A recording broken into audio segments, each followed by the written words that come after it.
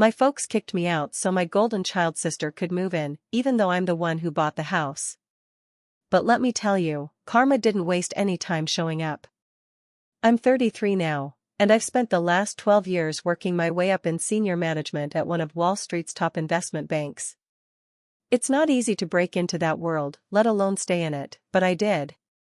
The story I'm about to share isn't about my career though. It's about what happened off the clock, at home. About the tangled, quiet damage done over years between people who are supposed to care about you.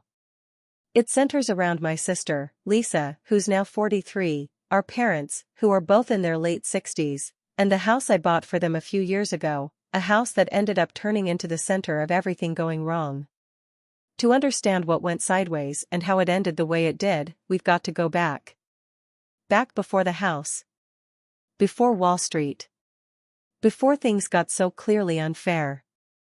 I was born when my parents were already close to 40. Lisa was 10. I wasn't planned. My mom told me that more than once, but never in a cruel tone. In fact, it was almost casual, like she was explaining the weather.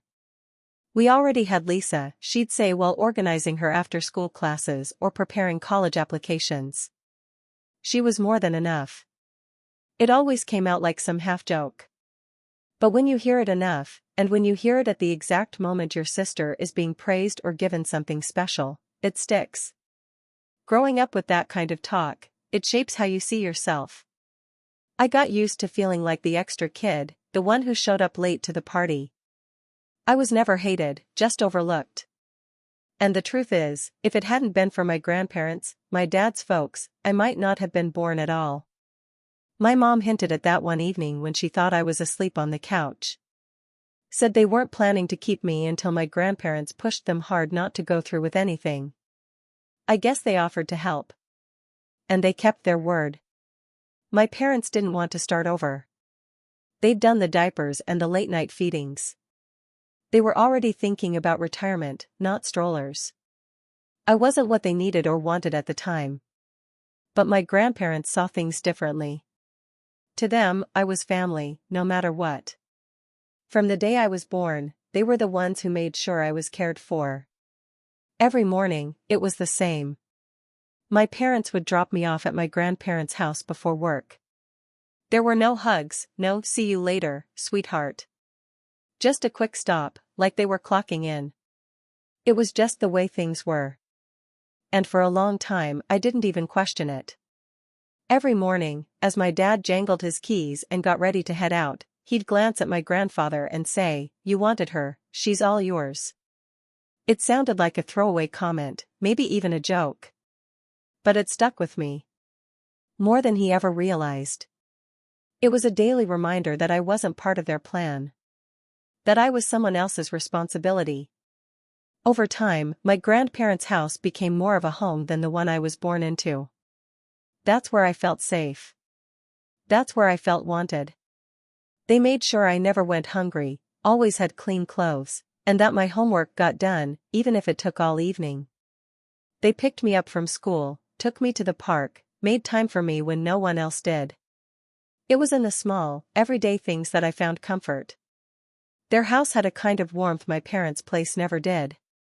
My grandfather, who used to teach college math before retiring, had this saying, "Numbers never lie." He'd sit down with me after dinner and explain things like basic algebra and logic puzzles, things I didn't need to know yet but that fascinated me. He'd say numbers told a clearer story than words ever could. I didn't realize it at the time, but those lessons planted the seeds for my career later on. Finance, analysis, it all started with him. In the afternoons, I'd sit at the kitchen table while my grandmother patiently helped me with schoolwork. She had been a high school teacher herself, and it showed. Her explanations were gentle but firm, and she had a way of making even hard subjects feel manageable. "Knowledge is the one thing no one can ever take from you," she'd remind me. And she meant it. She also taught me to cook. Not because she expected me to do housework, but because she believed in expressing love through food.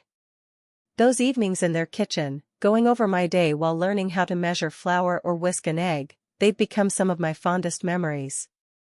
It wasn't just about recipes. It was about connection. Meanwhile, my parents would usually show up late to pick me up, looking tired and more than a little annoyed. They never asked how my day was. They were just there to collect me. As I slipped on my shoes, my grandmother would pull me in for a hug and whisper, "Sarah, you're the best thing that ever happened to us." And in her arms, for those few seconds, I'd feel like I actually belonged somewhere. She and Grandpa gave me the kind of emotional grounding I never got at home. "Sometimes the best things in life aren't planned," Grandpa would say, giving me a wink. Back at home, I learned how to disappear. Lisa had the spotlight, college applications, school dances, friends constantly over. I was just there, playing quietly in the corner of our shared room with my dolls while she chatted loudly on the phone. She wasn't mean. She just didn't really acknowledge I was there. The difference in how we were treated was obvious. Blatant, even. I'd hear my mom beam with pride while talking about Lisa to friends and relatives. Lisa got straight A's again. Lisa made the debate team. Lisa's been accepted to her dream school. They were at every single one of her events, science fairs, talent shows, anything she had going on. When it came to me, it was always, "We're too tired." Or, "We've got work." And then the guilt trip, you understand, don't you? I did. And that's what hurt most. But my grandparents never missed a thing. Every class presentation, every small school play, they were there. Smiling from the crowd, cheering me on quietly. They never said they were proud. They showed me. I used to see the pride on my grandparents' faces and think, maybe, just maybe, things would change once Lisa left for college. I was the one still at home, the daughter who stayed. I thought, surely now that it's just me, my parents will finally see me. Finally hear me. But I couldn't have been more wrong. Instead of stepping out of the shadows, I was handed a mop and a list of chores. At just 13, I went from being ignored to being the unpaid help. I'd barely get through the front door after school when I'd hear it, my mom's voice from the kitchen, "Sarah, the house needs cleaning. Start with the bathrooms." I'd still have my backpack on, shoes barely off. All the chores Lisa used to do, plus more, were now mine. No discussion. That old washing machine in the basement? I knew every setting, every noise it made. I could run a load blindfolded. It became part of my daily routine. Washing, drying, folding. Then dishes, sweeping, dusting, more laundry. I kept the house going for parents who barely acknowledged I existed. My dad would say, "You live here, you contribute." And if I hesitated even a second, he'd toss in his favorite line, "Your sister always did her part." The irony was, Lisa hadn't done chores in years. By the time I was 13, I was also in charge of dinner. There wasn't a transition period. No lesson. No instructions. My mom just stopped cooking one day. I remember her saying it like it was a passing comment over her morning coffee, "You're old enough now. We expect dinner on the table when we get home." That was it. Still, I did my best. I watched videos online, experimented with recipes, and learned how to feed a family of 4 on a budget and a clock. I also kept my grades up, straight A's, somehow. School became a safe space. Teachers noticed I was good with numbers, especially in math and economics. They encouraged me to enter local competitions. I wasn't sure if I was ready, but Grandpa didn't hesitate. He stepped in and began tutoring me in the evenings. We'd sit at his dining table and go through advanced problems well beyond my grade level. "You've got a mind for numbers, Sarah," he'd say, looking proud. "Don't ever let anyone convince you otherwise." At night, after the dishes were done and the house was finally quiet, I'd go to my room and open my old, second-hand laptop.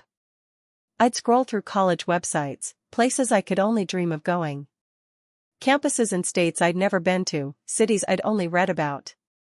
It was my mental escape from the never-ending list of chores and cold-shoulder parenting.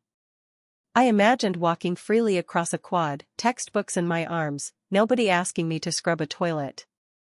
That dream, of leaving, of building something for myself, kept me going.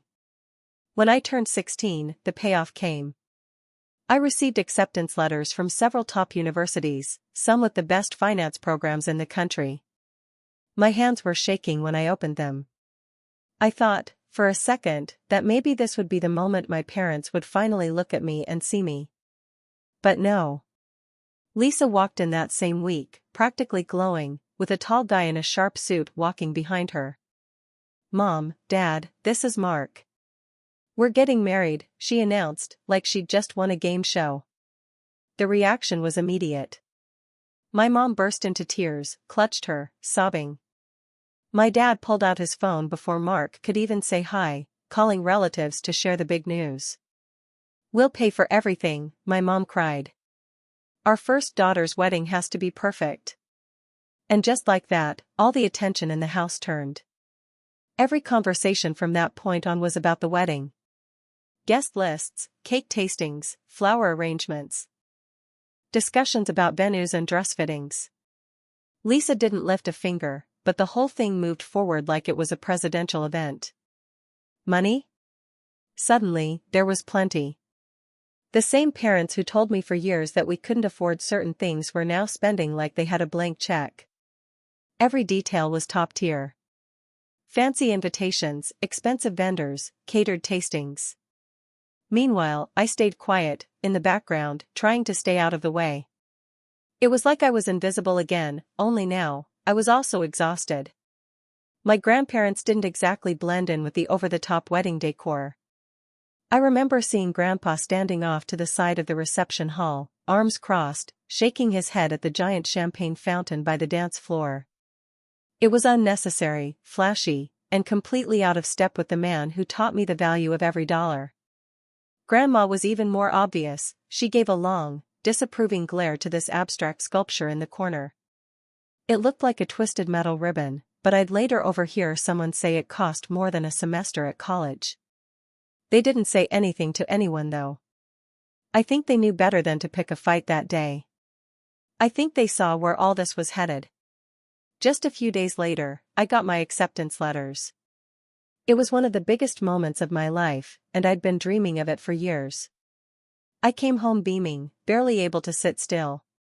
I laid the envelopes out on the dinner table right in front of my parents. My hands were shaking, but I was smiling.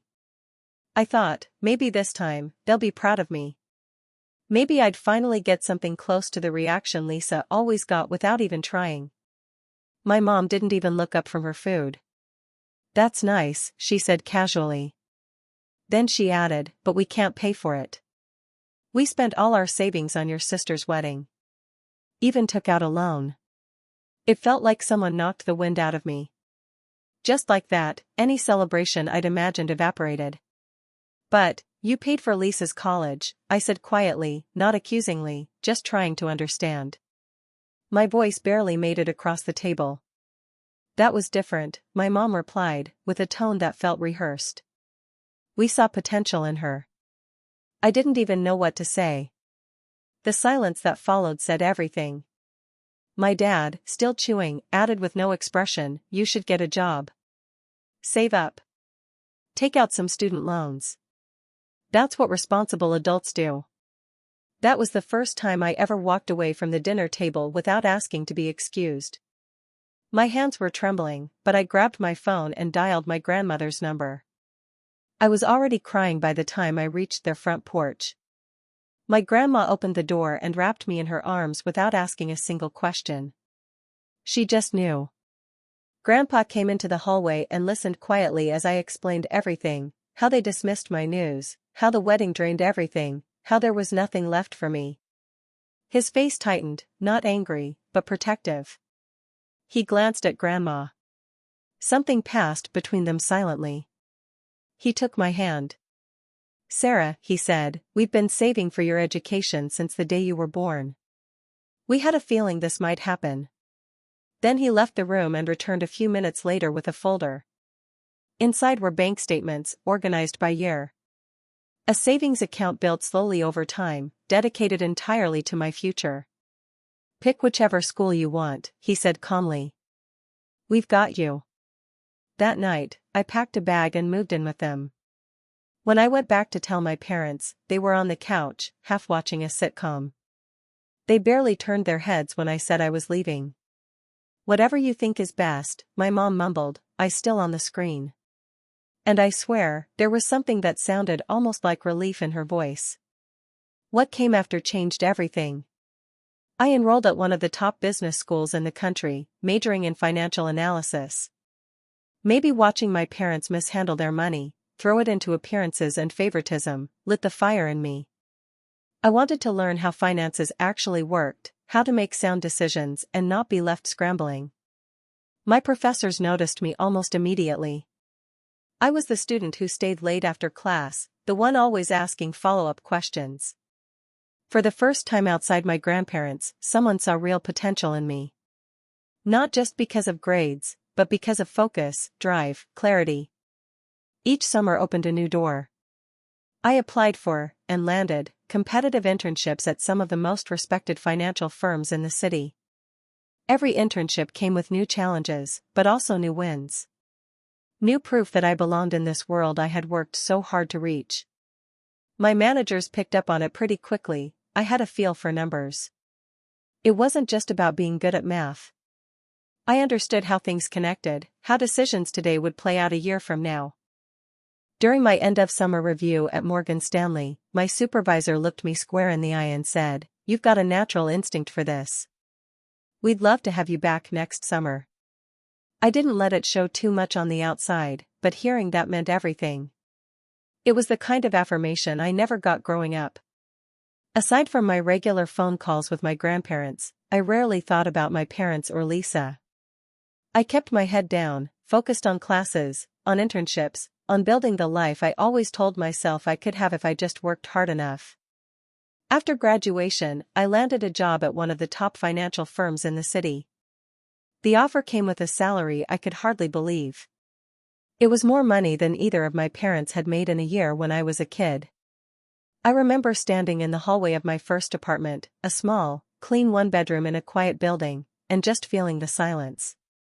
It was peaceful. I didn't have to cook for anyone else. No one yelling my name from the living room. Just quiet. Just mine. I poured myself into the job. Every project, every deadline, every client meeting, I treated it like it mattered, because to me, it did. I wasn't just working for money. I was building proof. Proof that I was capable. That I was worth something. Promotions came faster than I expected. Bonuses, new clients, bigger responsibilities.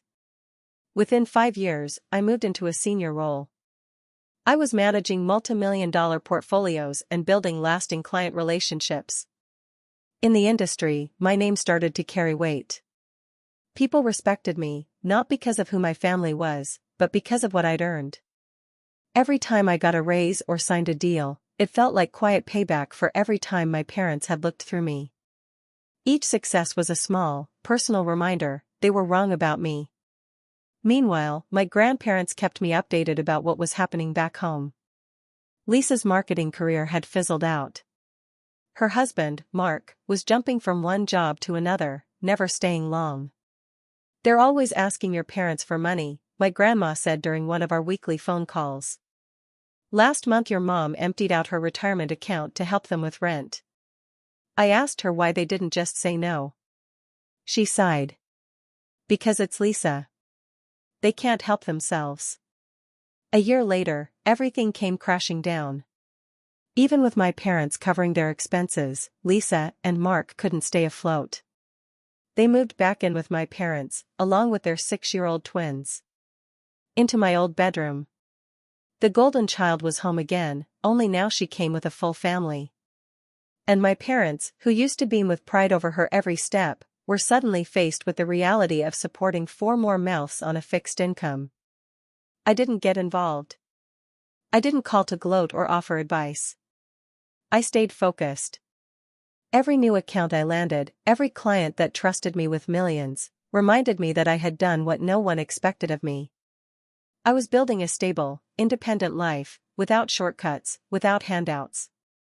By my early 30s, I had savings, investments, and enough set aside for a down payment on a home of my own. Life finally felt like it was on my terms. Then everything changed. My grandfather passed away unexpectedly. A heart attack. It was fast, and it was final. Losing him hit me harder than I could have imagined. He had always been more than a grandfather. He was my father figure, my mentor, my biggest supporter. He never raised his voice. He didn't need to. He just believed in me. Without him, my grandma was never quite the same. They'd been married for over 50 years, and it was like her reason for waking up each day left with him. She passed away less than 4 months later. Quietly, in her sleep. And just like that, they were both gone. In every way that truly mattered, they had been my parents. The people who showed up. Who listened. Who believed. And now, I was alone. I was at the funeral home, standing at the counter, going through options for grandma's service. Flower arrangements, obituary drafts. My hands were steady, but I felt hollow. I hadn't even noticed my mom walk in until I heard her voice behind me. It was small. Unsure. Almost unfamiliar. "Sarah, do you want some help?" She stood there, just behind me, when I turned around, my mom. And for a moment, I hardly recognized her. She looked smaller somehow, older than I remembered. Tired in a way that went beyond physical exhaustion. Her eyes looked heavy, her mouth tight with whatever she wasn't saying. Life had clearly worn her down, and as much as I wanted to ask her to leave, I didn't. There was something in her expression, vulnerability, hesitation, that I had never seen before. "Sure," I said, keeping my tone steady. "That'd be nice." Over the next few days, as we planned grandma's service, something shifted. My parents didn't come out with apologies, not directly, but they were softer. More open. My dad started talking about money while we were sitting in a florist's office, flipping through binders of funeral arrangements. "We haven't been doing so well since retirement," he said after a long pause. "Things are tight." Then came the inevitable mention of Lisa's twins and how expensive everything had become. I didn't need the details. I already knew. Lisa, Mark, and the kids were still living at my parents' place. Rent-free. Using utilities. Eating groceries. Draining whatever savings my parents had left. 2 weeks after Grandma's funeral, we met in a small, wood-paneled office for the reading of the will. The place smelled like old paper, leather furniture, and something faintly floral, probably the air freshener they used to try and cover the age of the building. Lisa and Mark were slouched into a pair of matching recliners next to my parents. I sat opposite them, back straight, hands folded, trying to stay composed. You could have cut the tension in that room with a knife.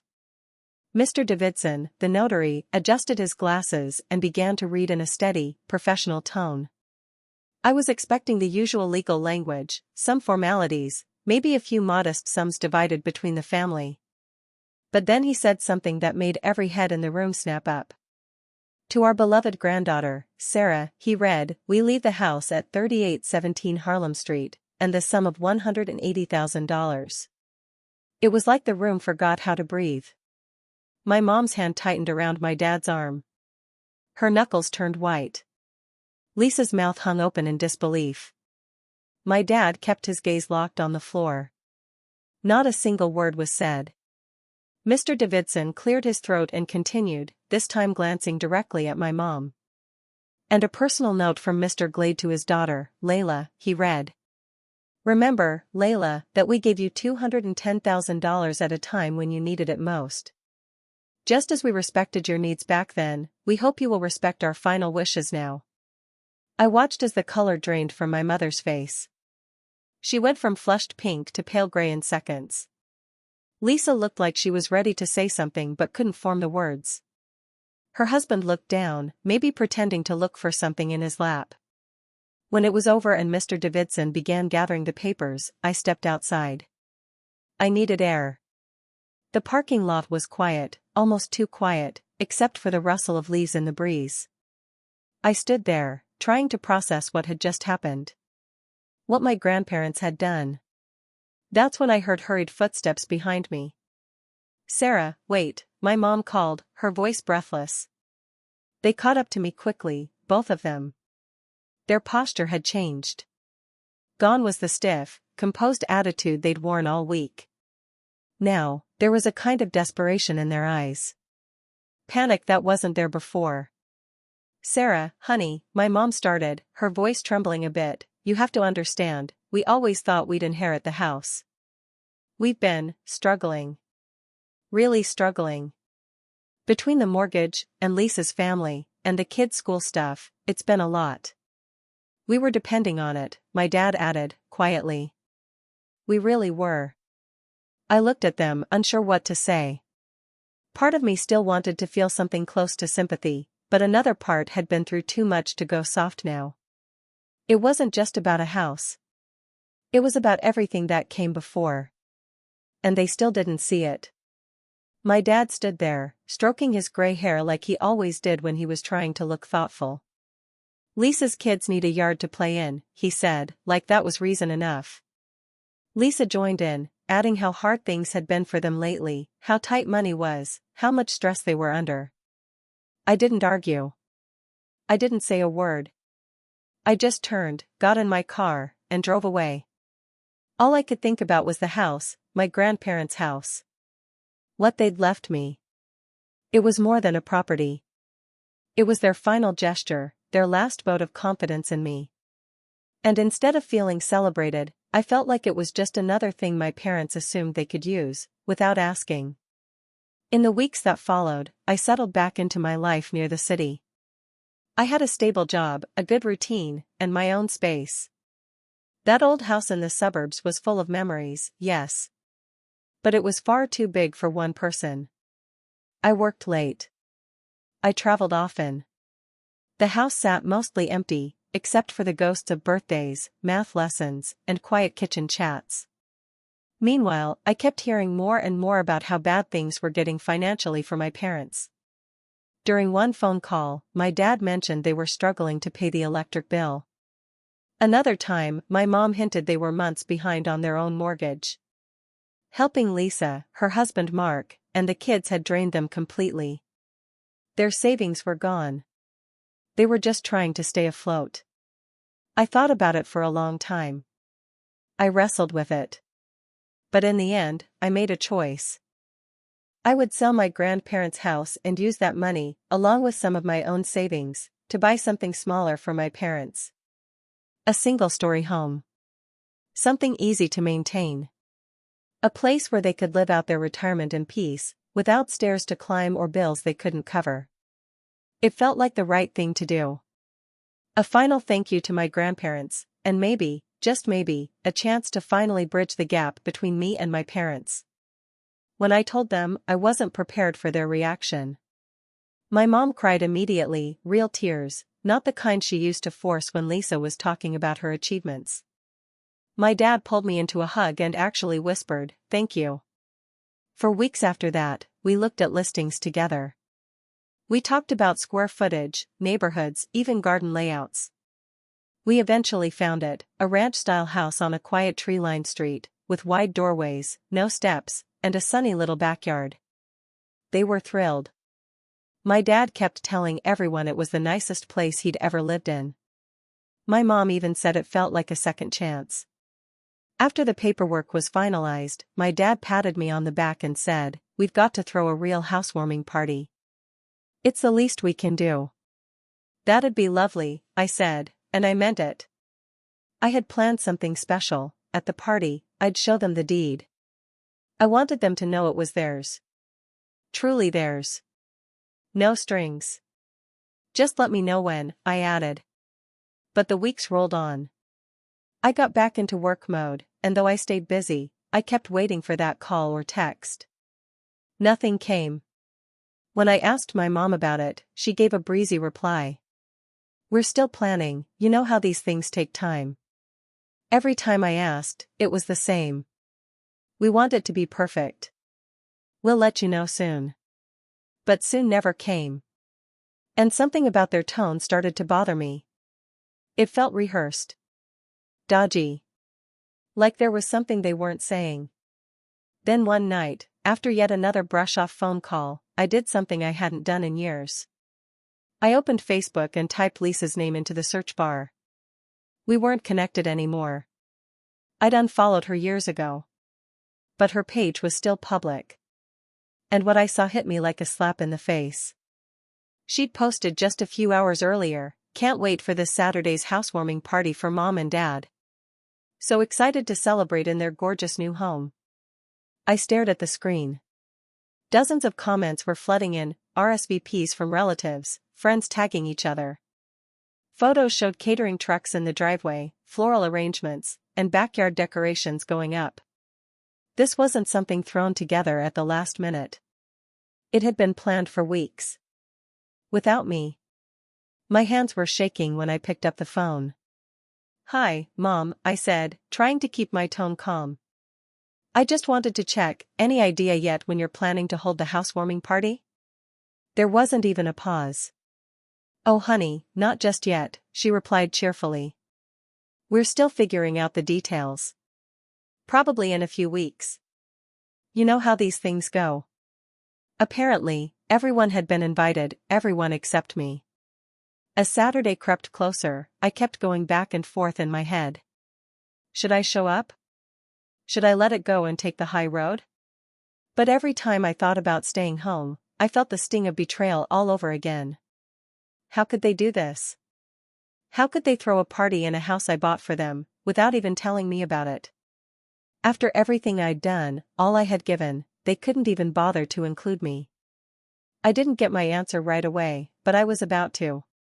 Just not in the way I ever expected. That afternoon, I parked my car a block away from the house. I didn't want to be seen, at least not right away. From the distance, I could already hear the sounds of laughter and music drifting down the street. I recognized some of the voices, relatives I hadn't seen in years, friends of the family, Lisa's old college roommates. Through the front window, I saw people walking around with wine glasses and plates full of catered food. Everyone looked cheerful. Relaxed. Through the wide bay window, I spotted my dad in the middle of a group of guests, smiling and gesturing toward the hallway like he was giving a house tour, of the house I paid for. At the front door, my mom stood with her chin held high and pearls around her neck, greeting guests like she was the hostess of the year. She looked proud. Not a trace of discomfort or second-guessing. The porch was lit up with twinkling string lights. A huge banner reading "Welcome" fluttered slightly in the breeze. This wasn't thrown together overnight. The food, the decorations, the guest list, it had clearly been in the works for weeks. Weeks they had spent planning behind my back. I stayed in my car for a while, just watching. I saw Lisa's twins tearing across the lawn while a group of adults nearby clapped and laughed. Through the side window, I spotted something that stopped me cold, stacks of cardboard boxes lined up in the dining room. They were labeled in thick black marker, Lisa books, kids' toys, Mark's office. It hit me like a wave, this wasn't just a party. They were moving in. I took a long, slow breath and stepped out of my car. I walked quietly to the side entrance and let myself in. The smell hit me first, fresh flowers and expensive catering. The house was buzzing with voices and laughter. I followed the sound down the hall toward the living room. Just as I turned the corner, I heard my father's voice loud and clear. "After all these years of hard work, we finally did it. Bought our dream home." And then my mom jumped in, beaming. "And let's not forget Lisa. She helped so much with the down payment. Such a wonderful daughter, always thinking of family first. Not like some people." Laughter followed. Someone nearby asked, "And your other daughter?"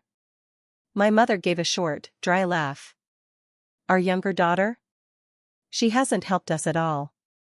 She's too busy with her career to care about family." My face went hot. My ears buzzed. I stepped forward into the doorway and said, clearly and loudly, "Actually, I think you've got that backwards." The room fell completely silent. Dozens of eyes turned in my direction. Forks froze midair. Glasses paused halfway to lips. My dad was the first to react. His smile faltered. "Sarah, what a surprise. Surprising that I'd show up to the housewarming party for the house I bought," I said, stepping fully into the room. The silence stretched. No one moved. Lisa's husband looked around the room, confused. "Wait, what's going on?" One of the twins wandered over and gently tugged on my sleeve. "You bought it?" "Yes," I said, my voice calm but firm. "I did. This house, it was a gift. And it wasn't meant to be rewritten." My mom stiffened. Her smile was gone now. "Well," she said sharply, "it's ours now. You can't expect eternal gratitude." My dad, emboldened by her tone, added, "That's right. And frankly, you're not welcome here. This is a family gathering." And then my mom added the final blow. "Lisa and her family are moving in. They've already sold their house." "It's all arranged," my mother snapped, her voice tight. "The twins need a stable home." I didn't raise my voice. I didn't argue. I just reached into my bag and pulled out a folder.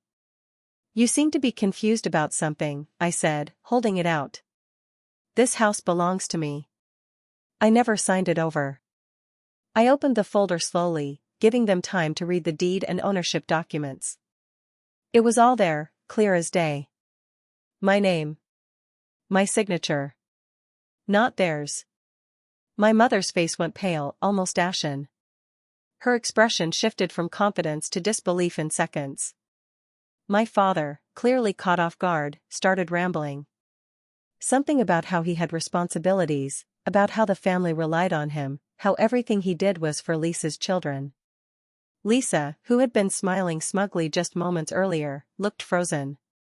Her smirk dropped as soon as she realized the truth, that her entire plan was collapsing in front of a room full of people. My hands were shaking, but I forced myself to stay calm. I looked at both of them, really looked at them. "I was going to give it to you tonight," I said evenly. "I thought maybe this could be a fresh start. A reset. But you've shown me that nothing's changed. You still take me for granted. You still pretend I don't exist until you need something." My mom's voice shot up in pitch. "You can't do this. We're your parents." "No," I replied softly but firmly. "You're the people who gave birth to me. My real parents, my grandparents, taught me what family actually means. They taught me what love looks like when it's not tied to conditions or expectations. They taught me self-worth, independence, and yes, how to manage money. That's why I own this house.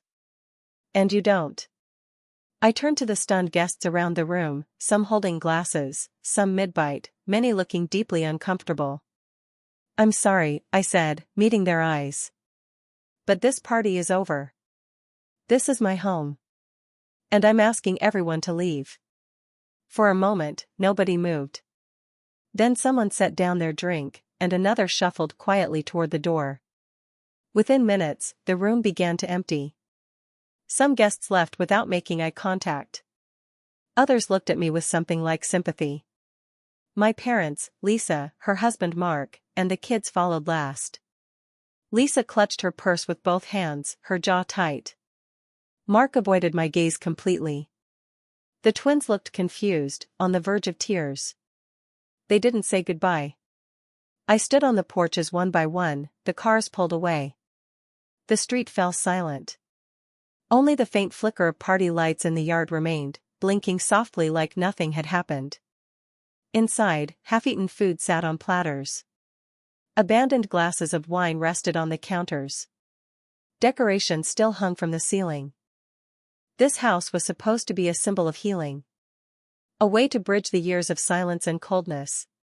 But instead, it became the final wedge. The clean break I didn't know I needed. A few weeks later, I heard through someone else that they'd sold their old home. Used the money to buy a cramped 2-bedroom apartment. 3 generations now squeezed into a space meant for 2, my parents, Lisa, Mark, and the twins all living under one roof. They started calling me. At first, it was every day. The voicemails swung wildly from angry to pleading. My father accused me of turning cold. My mother said I'd proven them right. Lisa left one message crying, saying the twins missed me. Eventually, I blocked them all: phone, email, social media. I needed to breathe. I needed peace. The house sits empty now. I've got a meeting with a real estate agent tomorrow. It's time to move on. I've learned that some things can't be fixed. Some relationships, like old photos you find in a box, are best left alone. One day, when I have children, I promised myself this: they'll never have to question where they stand. They won't have to win my love or compete for my attention. Unlike my parents, I'll love my kids fully and unconditionally. The way my grandparents loved me. Every painful step brought me to this place. And now, for the first time, I can finally breathe in the truth. I'm free. That house had always felt like it belonged to someone else. It held the shape of a family that never fully made space for me. Even when it was legally mine, it never truly felt like it. A month after the confrontation, I sold it. I didn't hesitate. I used the proceeds to invest in my own future, to build something that was entirely mine, free from shadows and old wounds. Some people, even friends who meant well, asked me if I'd ever try to mend the bridges I burned that day. They're still your parents, someone said gently. Others asked if I could ever find a way to forgive them. But what I've come to understand is this: forgiveness doesn't always mean reconciliation. It doesn't mean pretending the hurt didn't happen or giving someone a second, third, or 10th chance to harm you again. Sometimes, forgiveness means letting yourself move forward. It means giving yourself permission to stop hoping for something that's never going to come. It means walking away, not out of anger, but out of clarity. Before I packed away that last wedding photo of my parents, the one that had sat for years in a cheap silver frame, I stood there, looking at their younger faces, and made a promise to the children I hope to have one day. They'll never question their worth in my eyes. They'll never have to fight for love, or wonder if they're measuring up to a sibling. They won't know what it feels like to be the child left out of the picture, the one who always had to understand, to carry the silence. With me, that cycle ends. No more conditional affection. No more emotional manipulation passed off as tradition. No more ranking children like trophies on a shelf. The last time I drove past my parents' apartment complex, it was on the way back from a client meeting. Lisa's twins were running in the tiny courtyard, chasing each other while their parents sat nearby. I slowed the car for just a moment. Something inside me ached, but it wasn't loss, it was grief for something that had never really existed. I grieved for the daughter I once was, who tried so hard to be noticed. I grieved for the version of family I used to dream about. But I didn't stop the car. My grandparents, Helen and Thomas, were the ones who showed me what real family meant. Not in grand gestures, but in daily constancy. In showing up, in listening, in asking how I was doing and really wanting to hear the answer. They didn't demand anything from me.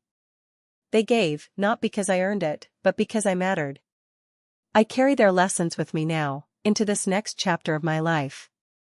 A chapter where love is not withheld as punishment or dangled like bait.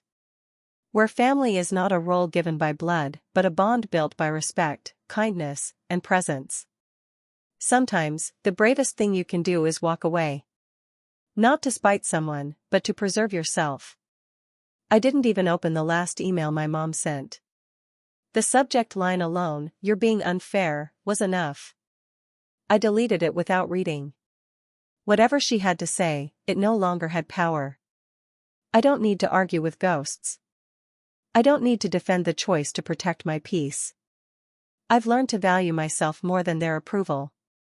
And certainly more than their expectations. That kind of devotion, the kind that's always followed by guilt, by strings, by conditions, has no place in the life I'm creating now. Ahead of me are real opportunities. A future that doesn't depend on who thinks I'm good enough. A life where I don't have to beg for a seat at my own family's table. One day, I hope to build a home filled with laughter and fairness, where every child feels safe and seen. A home like the one my grandparents gave me. Where love is quiet but constant. Where everyone knows they matter. For the first time, I'm no longer the family afterthought. Now, I'm the author of my own story. And this is just the beginning.